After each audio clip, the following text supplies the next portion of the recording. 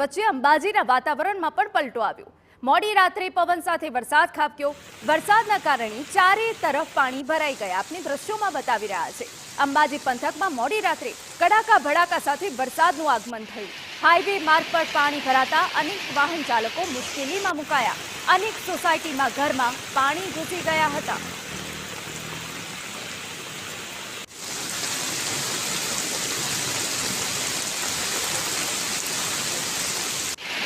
तो आपने अंबाजीना ए स्थानिक विस्तारों दृश्यों बतावी रहा है कि ज्यां नदीओ बहती होय ते प्रकारना दृश्यों सामे आव्या।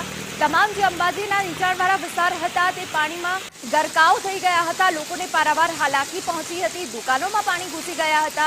अरे आपने जणावी दઈએ કે જ્યાં ઓરેન્જ એલર્ટ વચ્ચે અંબાજીમાં ધોધમાર વરસાદ પડ્યો છે ને હજુ પણ આજે આગાહી કરવામાં આવી છે વરસાદની। વરસાદના કારણે ચારે તરફ પાણી જોવા મળ્યું। વેપારીઓને પણ મુશ્કેલીનો સામનો કરવામાં વારો આવ્યો હતો। આ તો વરસાદની શરૂઆત છે, પરંતુ તે પહેલા જ અંબાજીના હાલ વરસાદના કારણે બેહાલ થઈ ગયા હતા।